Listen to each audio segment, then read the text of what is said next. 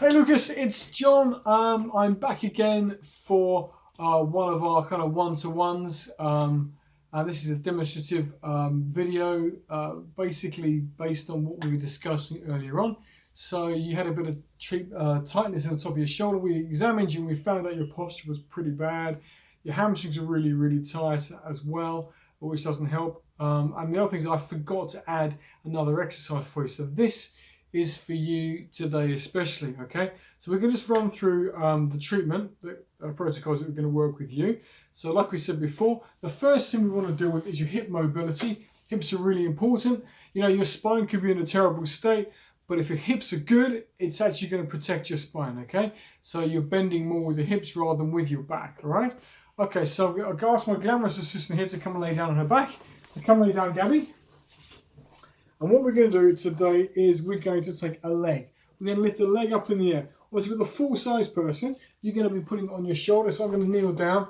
And I like to have the hamstrings across the body, okay? Because it's the best way to stretch your hamstring. So I've got Gabby's leg across the body, pressing on my shoulder, and we're just holding that in position like that, okay? Making sure, of course, the leg is nice and tight, okay? Is that painful, Gabby? It's a little bit painful. So it's a good sign that we've got a bit of tension here. But ideally the leg should be a little bit high. I like to get my clients to be able to get their legs to 90 degrees. So if you can bend to 90 degrees with like this, and it's not too far, reach up, try and touch your toes, Gabby. You're not too far from your toes, okay? You don't have to put too much spinal motion in. That's fine, you rest there. We do both sides, of course. We do 30 seconds on each side. We do this one, and then we do this one as well. And the same thing, placing the leg onto the shoulder for you, and then simply lean forward a little way. Use your body weight to lean forward. Don't have to bend at your back like this because you're going to hurt yourself as well when you're being stretched out. So you just hold that there 30 seconds. If you want to, you can bring the toes down as well. That's quite painful. You're starting to stretch the sciatic nerve.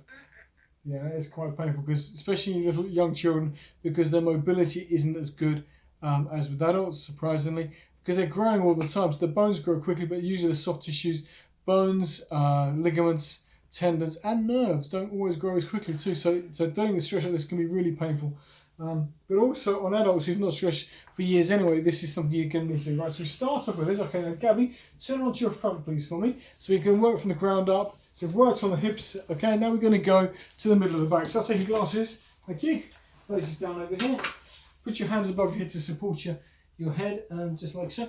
Very gently, what you do is take both hands. I like to do this way. And normally in an osteopathic treatment, we spring the spine. So one hand like this, and we lean on the back, and we kind of drop down to spring and to make things go click. I don't want you to do that. There's a really good chance if you don't know what you're doing, you're going to hurt it. So we're just going to gently spring the spine. So the way we do this is with a flat hand, placing the spine is here, so my hand comes to the side of the spine, just the edge of it, like that. Okay, my other hand comes next to it if I can. And trying to keep it relatively straight back, we're simply going, and without putting pressure on our thumbs, the pressure is on here, the thenar eminence of the hypothenar eminence. We're going to place a hand and we're going to lean, gently springing. And if you notice, I'm not bending my arms, and I'm not bending my spine. I'm just dropping the weight. It's actually coming from my hips and knees, okay? Okay, Gabby? Always check to make sure the patient is comfortable. So I'm working my way along the spine very gently, okay? Just to make sure we can feel mobility all around. Now Gabby, being that she's 6 and very young and flexible, she's got perfect mobility in her spine. Every single vertebrae then works really, really well. You can also assess it by putting your fingertips on each vertebrae like so and wiggling the back like this. As you wiggle the spine, okay, you can feel if there's a lack of movement or excessive movement. So you don't have to move, Gabby. I'll move you. And then once you've found that it doesn't work, you then take your hands, like I said before, in like what I call a butterfly pattern, placing on the spine and simply just gently bounce up and down, very, very gently, not strongly at all. You don't want to hurt the patient, okay? Fantastic, Gabby. Right, once that's done, we're now going to work up to this tender spot in the top of the shoulder. The way I like to do this is bringing the arm round, placing it behind the back, so bend the elbow from, we place it like so, but nice and relaxed, okay? Now, because you're bending it like this, it changes the orientation of the muscle and it tends to bring the trapezius out so you can get in to the top in here. So what I like to do is get my fingers on the really nasty bit, put the fingers together and dig in, okay? I'm going to kneel down so my spine is protected. Place the other hand on top of there and simply lean back, okay? You hold that there. Not super hard. You're going to cause a little bit of tension. Can you feel that, Gabby? I think she can feel, I'm putting so much tension on, okay? So you need to feel it a little bit. So it hurts, but only a bit, okay? And then the body should relax into the pressure. So if you're using too much pressure, the patient won't relax. So lean back, hold that there, as I said, 30 seconds, maybe up to 2 minutes if you can. But the reality is your hands may not be able to take that kind of pressure. Thank you, Gabby. You obviously do both sides if you can. Move the hands around on different points on the shoulder. Just find those really nasty ones. The alternative way to do this is just come sit up for me. You get the patient to come to a sitting position, facing forward. And again, I'm not going to be doing a lot of pressure because she's only little and there's nothing wrong with her. We're going to have a little look at the trapezius on this side here. And you can use the elbow and use your fingertips first to find the tender point. And then get in there and simply put your body, let the weight of the arm drop. Don't force the arm in like this because you can hurt your shoulder too. But gentle pressure into there, okay? And so you can feel it relaxing. Again, with all these things, the patient needs to feel relaxing. A relaxing experience whilst you're treating it. It's not all about pain and suffering. Okay. Now, Gabby, come and lay down on your side, please, for me. Now, what you're going to need is a pillow for your head. Okay. So if I can move you down a bit, please. So bend your knees, and if I move you down, hang on. I'll move you down there. That's it. Perfect. Lift up your head. And back down again, okay. Now one thing I like to do for the middle back, I've mentioned some of my other videos, is keeping that mid-back work. So keep the legs about there, okay. So just beneath 90 degrees. Bring the arm in the air, okay. Arm nice and high, okay. You don't want to be going too high, but let the body then roll. So guide the movement from the shoulder, not from the hand. And let your body go nice and floppy, Gabby. Let everything roll to there. So what you're doing actually is mobilising the middle part of the back, not the shoulder, but you will feel it in the shoulder, okay? So now bring the arm up to here, so it's about head height. Let gravity do it for you, let it just drop down. You should get a nice stretch in the pectoralis muscle here. The pectoralis is very important. The pectoralis attaches from the humerus here, comes all the way across the centre of the chest, as far down as the first 5 ribs, and of course at the top it starts and goes into the collarbone as well. So it's a big muscle. So as you can see from me, it goes from here to here, large amount of muscle there. If it gets tight, it pulls you forward, it does that to you, and it can even strain rotator cuffs and the muscles in the back too. This is a great stretch to 30 seconds on each side if you can. Okay, Gabby, turn onto your back, please. Let's take that away from there. Keep your knees bent as you lay down. And finally, now we've worked into the trapezius muscles here. We're going to apply a bit of a stretch. So what I do is I put my hand underneath the patient's neck very carefully, okay? And so the neck is so the head is supported. I'm going to take the head and slightly side bend it. There we go. In fact, more than slightly. Ideally, you want to stretch as far as you can. Do this under traction, so you're pulling the neck towards you as you do it. Don't just pull the neck down because you can actually irritate the neck joints. So currently, Gabby's head is side bent to the right. If she has pain on her right side, we are putting compression on. We don't want to be doing that. So traction is coming on. That's pulling towards me. Does that feel okay, Gabby? It always asks just to make sure the patient's happy. Then place your other hand on the same shoulder that's being straight, and you gently push down. I've got a straight arm there, and I'm going to lean back as I push this way. Okay, how does that feel? Is it all right? Good. Okay.